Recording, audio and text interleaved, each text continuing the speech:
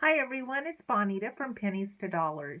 And today I thought it would be interesting if we discussed standing, which is the Swedish term for death cleaning.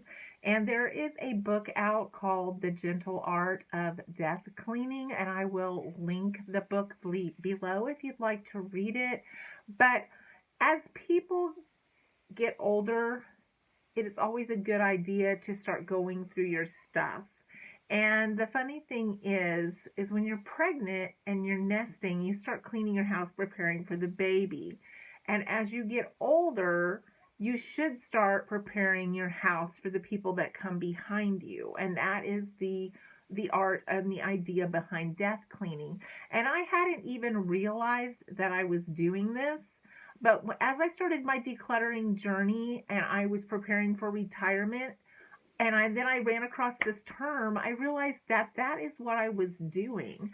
And I was going through things trying to determine if it was junk, if it was valuable, if it had a history, if it was an heirloom, and then trying to determine who it should go to. And during this process, I decided to start giving away the heirlooms now.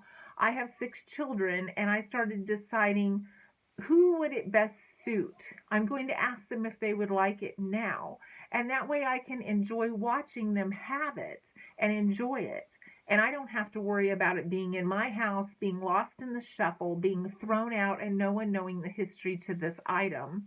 So I had started doing that, and it has brought me so much joy doing this that I wanted to share it with you.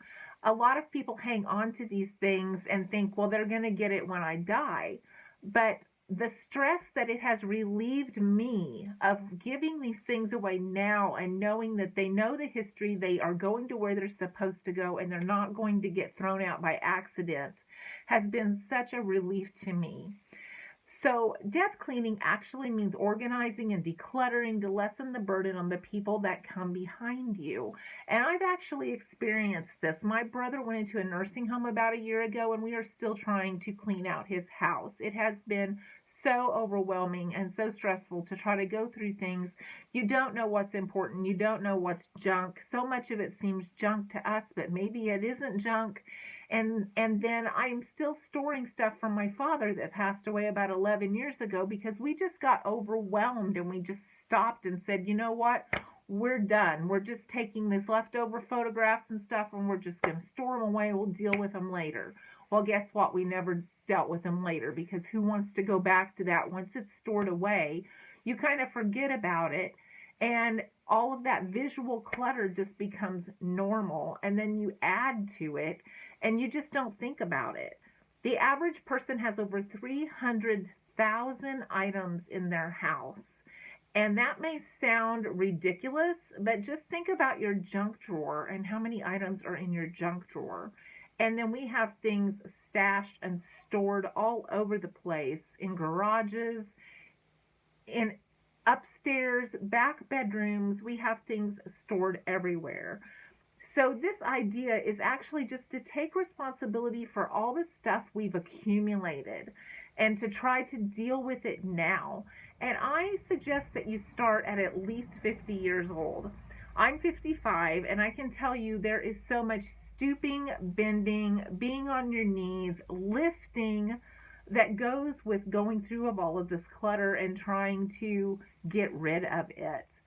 But it will save your family time. It'll help them handle things easier by taking responsibility now. And it keeps them from eliminating this important stuff that we don't want to get lost. And be aware that this is going to take a long time. I'm on year 2 already, and I don't even see an end in sight yet, which frightens me. I have hit it hard. We have hauled off truckloads of things. I have thrown away so much, and it was just trash. And I have donated so much, and I still have a long ways to go. Be prepared for the emotions that go with this. Some people are very emotional about getting rid of things or giving things away or just look, don't get caught up like starting with the pictures and then you realize 6 hours later you're still sorting pictures and you haven't gotten anywhere.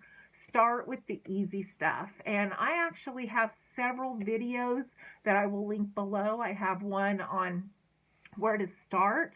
I have one on the decisions to make on what to keep. I have one on letting stuff go. I have one on declutter fatigue. I have several of them that are really helpful through these stages.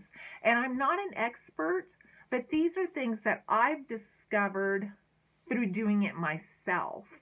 And I actually also have one on things I've learned during this process. And I'm not alone in how these things work. I have watched a bunch of videos since I started this process. I've read a bunch of books since I started this process. And everything that I've been going through, like I said, it's even like this death cleaning. When I'm reading through all of this, that's what I've been doing. And I've been doing it the way that it just happens naturally. So I hope you enjoyed this video. And if you did, please hit the like and the subscribe button and even hit the notification bell. It will let you know when I have another video available. And good luck to you with standing or decluttering or whatever stage that you are in at this time. You have a great week.